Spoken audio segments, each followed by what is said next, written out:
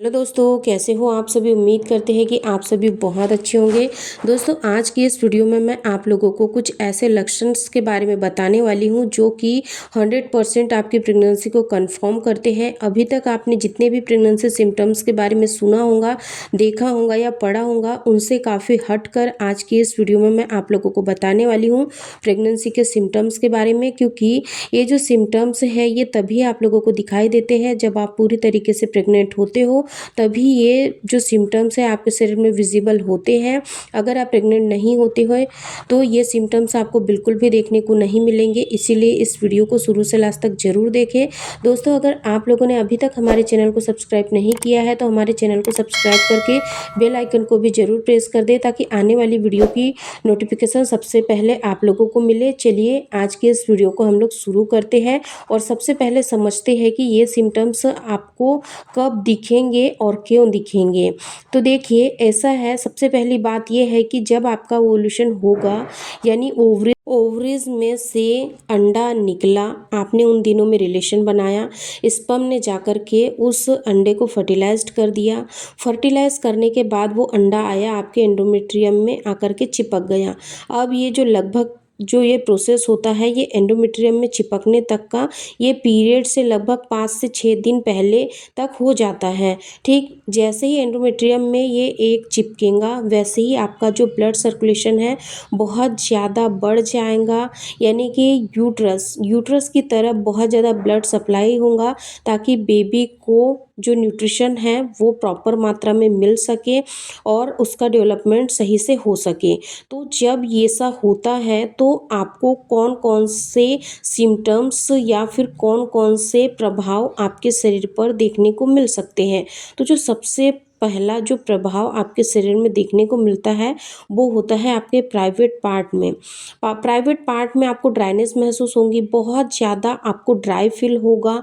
मैं वैसे वाले ड्राई की बात नहीं कर रही हूँ जैसा कि आपको डिस्चार्ज दिखेगा, डिस्चार्ज वहाँ से होता रहेगा, लेकिन आपको जैसे आपकी मसल्स जो होती है, मसल्स ड्राई हो जाती है, आपको कभी सूखा सा दर्द होता है, ठीक वैसा ही सूखा दर्द आपको प्राइवेट पार्ट के एरिया में भी हो सकता है। आपको इचिंग सी हो सकती है, तो यह हो सकता है।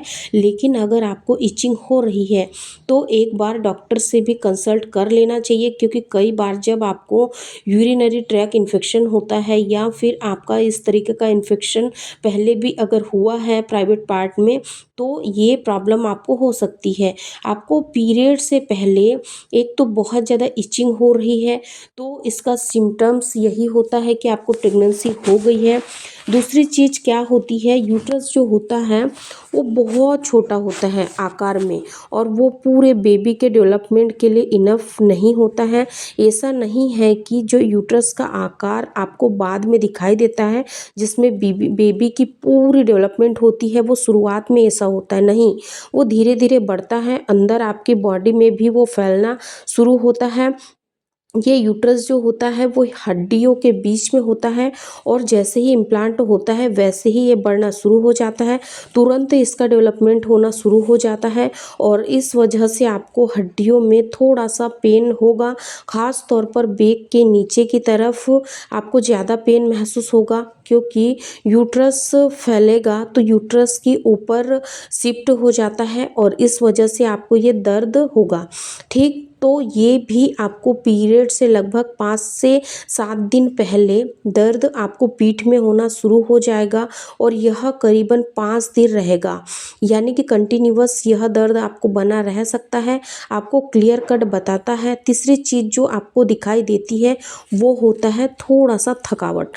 थकावट इसीलिए होती है कि जब आप पहली बार माँ बन रही होती है, महिलाएं दूसरी बार में ये उतना इम्पेक्ट नहीं करता है, बट जब पहली बार कोई महिला माँ बनती है तो जो ब्लड सर्कुलेशन है उन सब चीज़ों का इम्पेक्ट है, बहुत सारी एनर्जी जो है वो बेबी के डेवलपमेंट के लिए जा रही है, तो उसकी वजह से महिलाओं को वो उतना ज़्यादा थकावट महसूस होती है कि हर टाइम मतलब कि कमजोरी महसूस हो रही होती है, सोने का मन कर रहा होता है, ये सब होता है। अगर आपको ये भी सिम्टम्स अगर दिख रहे हैं तो वो प्रेगनेंसी के ही है, क्योंकि ये जो सिम्टम्स होते हैं ये कई बार प्रेग्नेंट होने के बाद ही महिलाओं को फील होता है।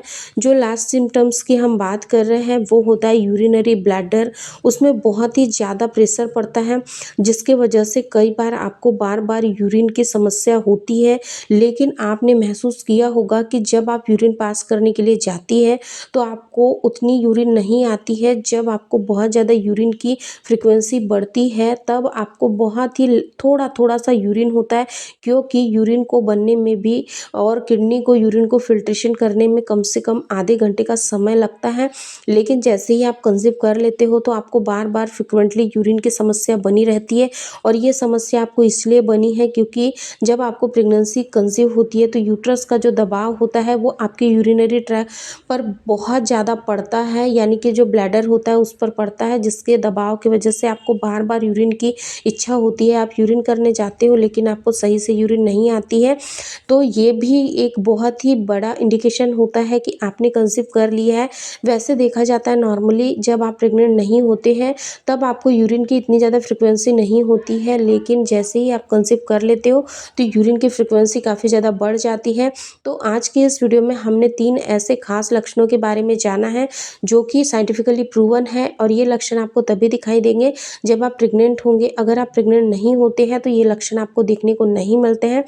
तो मैं उम्मीद करती हूँ कि आज की इस वीडियो में दी गई जानकारी आप लोगों को पसंद आई होंगी। अगर वीडियो पसंद आए तो लाइक शेयर ज़रूर करें और हमारे साथ ऐसे ही वीडियो में बने रहें। धन्यवाद।